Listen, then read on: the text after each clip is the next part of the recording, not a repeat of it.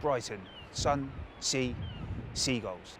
This popular seaside destination is also a great place for asthmatics to come due to the fresh sea air being a natural remedy for asthma. But what exactly is asthma? Meet Elijah, Luke and Vanessa, all of whom have had first-hand experiences. Asthma is, it's hard to explain, but for me, so say I'm running upstairs or just, I can be walking around, the first thing that starts happening is I get really wheezy. So it'll be like, that's obviously put on, but if it's a genuine attack, then it will be like that, and there's nothing I can do other than if I try and really breathe through my nose, that can help it. But yeah, so my lungs start to really tighten up. I produce a lot of mucus. It becomes extremely hard to breathe, and a normal is actually like, and you have to keep going. Well, as far as I understand, asthma affects the lining of the lungs, so the person affects their breathing, rasping, and then they can have attacks. Asthma's a problem that I have, and it just affects my breathing, and it limits me to the amount of activities that I can do.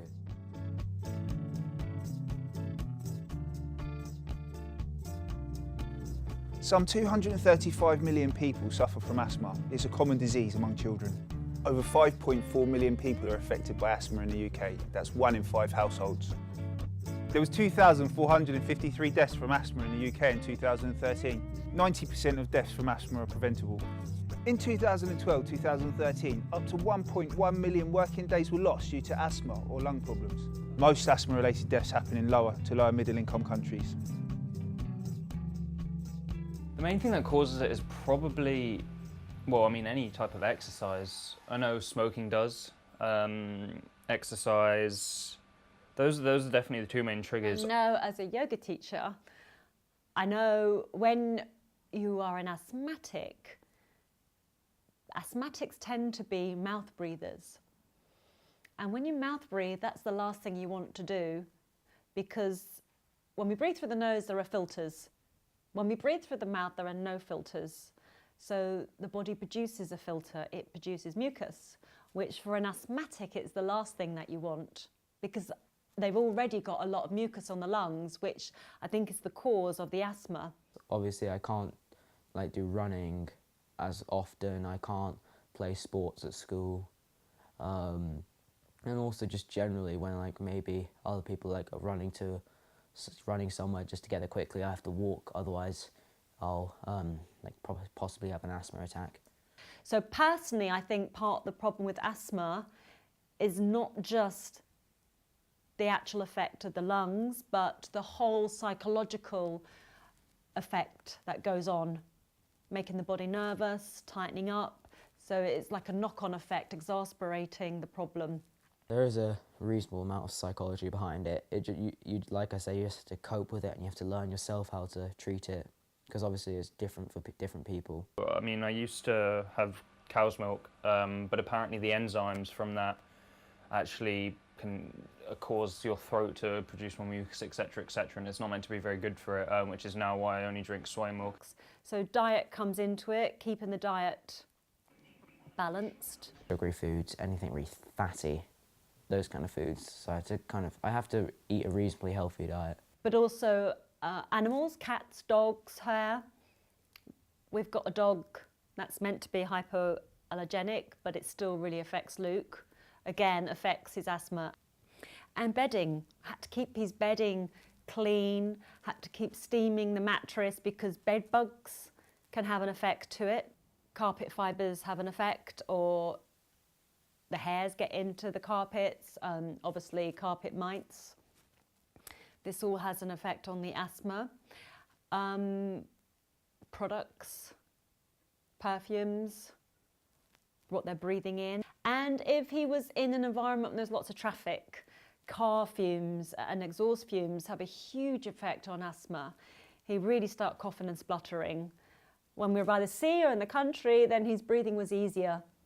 So again, all that dust and mug is building up in the air sacs of the lungs. When I wash his clothes, it's got to be non-bio, and the fabric conditioner sensitive skin, all these things you can do which help, because we don't realise that paints, everything around us has an effect. They're given off toxins, and those toxins will have an effect on an asthmatic. So take the cap off, and then you go.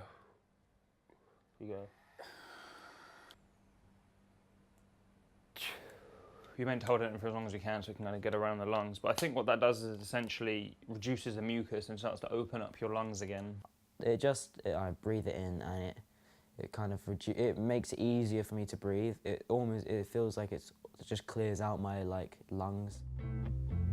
I think the worst instance I had that I remember very clearly actually was back in, I don't know, when I was about 8, 9. It was track and field. I was running, I think it was a 400-meter sprint or something, and I didn't have my inhaler with me because it was weird at that age. You know, I didn't always think that I'd need it. Yeah, so I was running around, and then suddenly I got a really bad asthma attack to the point where I, was like the tiniest bit of breath. I had to lie down. I got completely lightheaded. I was quite literally just seeing blurry vision. People were panicking around me, not really knowing what to do. So I was just trying, and it's hard to talk as well if you've got no breath. I knew I had asthma for a while, but I didn't know how bad it was. And I was doing a PE lesson at school, and we were doing some sprinting. I thought I'd be fine doing it, but it was too much, and I had an asthma attack, which was pretty painful. I had to go to hospital after that, and I missed this day of school the next day. And he was fine. He was fine until I think he got to senior school and was playing sports one day and had quite a serious attack. I felt really, really guilty because I'd encouraged him not to have his inhaler. And he had to go to hospital and put him on a respiratory thing to get his breathing back. And after that, I know it frightened him, and now carries it religiously with him, which is probably a good thing for an attack like that. Whilst asthma is a common disease, we can be thankful that technology has moved forward with pollen detectors and humidifiers becoming more readily available. This, combined with medication, keeps asthma manageable for most sufferers.